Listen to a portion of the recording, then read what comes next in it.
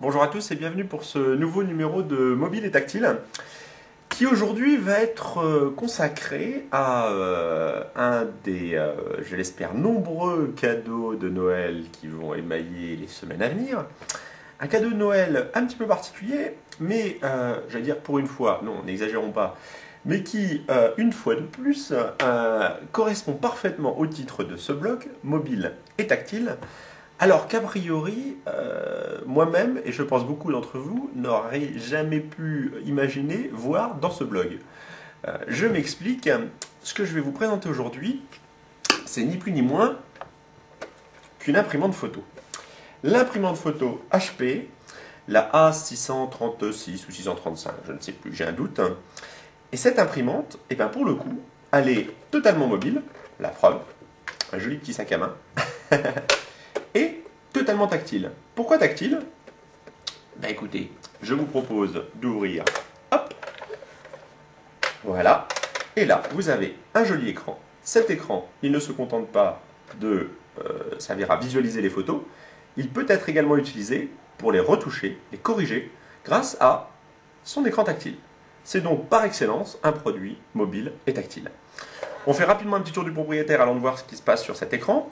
Comme vous pouvez le constater sur cette imprimante, donc qui est une imprimante jet d'encre, juste avant de vous faire le petit tour d'horizon, imprimante jet d'encre, ce n'est pas une imprimante à sublimation thermique, que font notamment Canon, donc là c'est une imprimante de marque HP.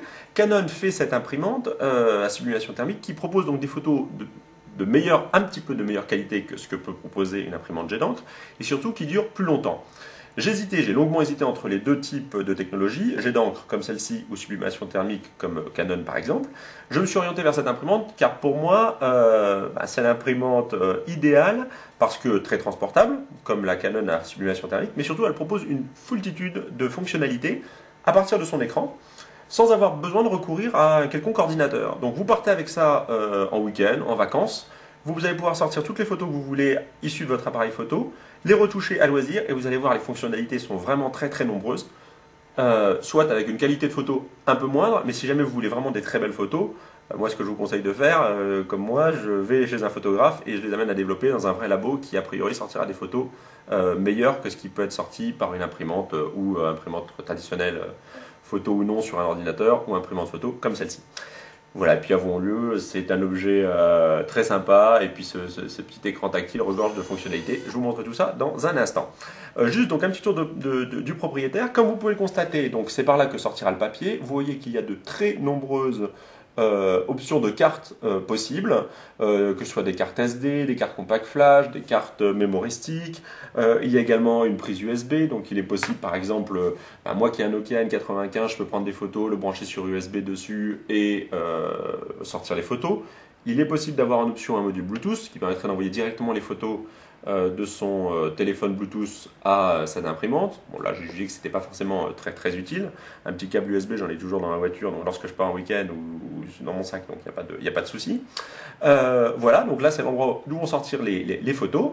Là c'est l'endroit par lequel vient l'alimentation du papier, donc juste derrière. Voilà, ici, vous pouvez constater juste ici, donc on alimente le papier par ici.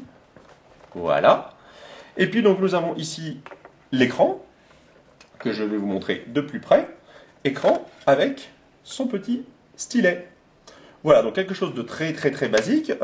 C'est ici que l'on place la cartouche, sachant que l'offre qui est proposée, donc l'imprimante est fournie avec 5 ou 6 feuilles de démonstration et une cartouche qui permet de tirer ces 5 ou 6 photos. Par contre, il est possible d'acheter des recharges de 100-150 photos, je n'ai plus le chiffre exact en tête, pour une trentaine, 35 € de mémoire. Donc je crois que ça donne un coût photo à l'unité entre 20 et 30 centimes, ce qui est tout à fait raisonnable et conforme au prix de ce qu'on peut trouver dans ce type de matériel. Voilà, un petit tour du propriétaire très rapide. Qu'est-ce que l'on a dans la boîte? Bien évidemment, un adaptateur qui va bien secteur, le câble USB qui permettrait de relier l'imprimante à un ordinateur, dont la connexion se situe juste derrière. Une de ces deux-là, il y a une pour le secteur et l'autre pour le câble USB 2 à destination de l'imprimante. Donc ce câble n'est pas fourni. Écoutez, c'est pas pour ça que je pense la plupart d'entre vous l'achèteront. En tout cas, c'était pas la fonctionnalité première, donc pour moi c'est une option. Et puis bien évidemment, donc je viens de vous en parler, quelques papiers photos pour faire quelques tests.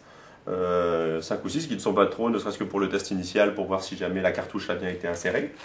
Et puis, je dirais une foultitude de manuels, de garanties, etc. À ma connaissance, il n'y a pas de CD. Peut-être qu'il y a des drivers éventuellement qui sera téléchargé, mais je crois que c'est une imprimante qui est plug and play. Donc a priori, dans la plupart des PC, si vous branchez cette imprimante, elle sera immédiatement reconnue. Voilà, donc je vous propose maintenant un petit tour d'horizon des fonctionnalités un petit peu plus détaillées. Et puis je vous dis à tout de suite. Voilà, donc l'imprimante est démarrée, elle s'allume en quelques secondes. J'ai inséré une clé USB que vous pouvez voir ici. Et donc, voilà, les premières photos font leur apparition. 3 menus de base, créer pour donc modifier une photo qu'on va pouvoir bien évidemment sauvegarder après sur le support, sauvegarder ou non. Lancer un diaporama. Donc là, je vais revenir, hop, l'écran est décidément très sensible, et enregistrer les modifications. Là, il est possible d'afficher un certain nombre de photos et de lancer l'impression immédiatement, ou il est possible, donc c'est ce sur quoi on va s'attarder pendant quelques minutes, il est possible de créer. Donc, de créer avec un certain nombre de fonctionnalités, choisir des cadres. Alors, je vais prendre un exemple.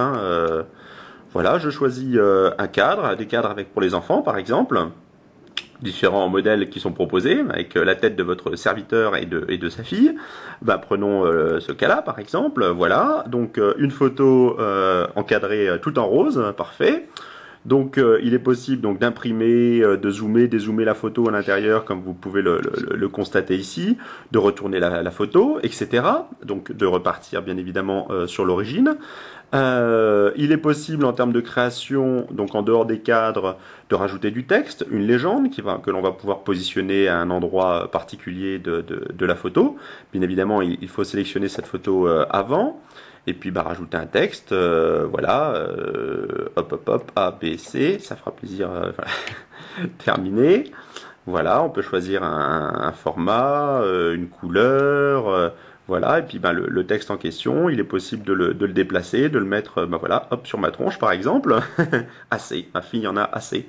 Voilà, donc là je vous montre des différentes fonctions, mais il est bien évidemment possible de rajouter, de superposer ces fonctions, de faire un cadre avec une légende, etc. et d'enregistrer le tout. On crée un album, il est possible de dessiner sur une photo. Voilà, alors je sélectionne toujours la même photo. Et puis là, il va être possible donc de sélectionner, hop, avec une pointe, voilà, pof, bonjour, hop, voilà, par exemple. Je reviens à l'origine.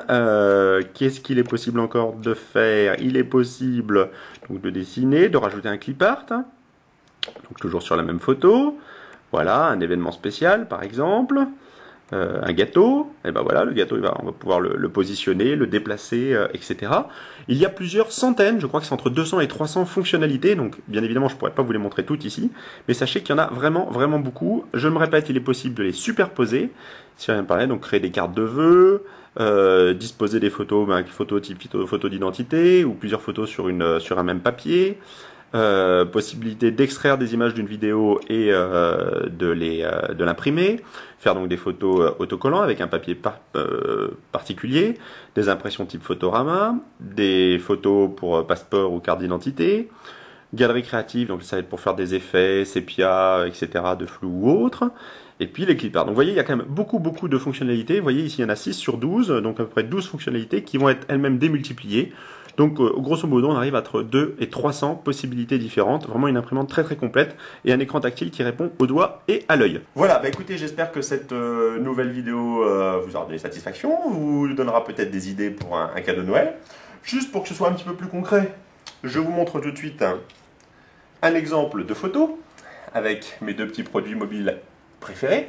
Donc vous voyez sur cette photo, vous l'aurez deviné, c'est un cadeau pour la grand-mère. Vous voyez, on a pu rajouter du texte très simplement. Ici, un petit clip art, un cadre tout autour. La photo a très légèrement été retouchée pour en augmenter un petit peu les couleurs. Comme vous pouvez le voir, c'est sûr que de visu, ce serait encore mieux. La qualité est vraiment au rendez-vous.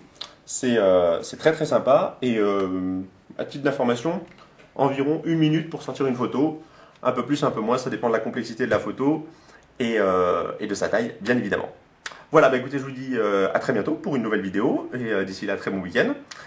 Peut-être avant les fêtes une nouvelle vidéo, là c'est un petit peu moins sûr, sinon je vous dis à l'année prochaine. À très bientôt, salut, c'était une, bye.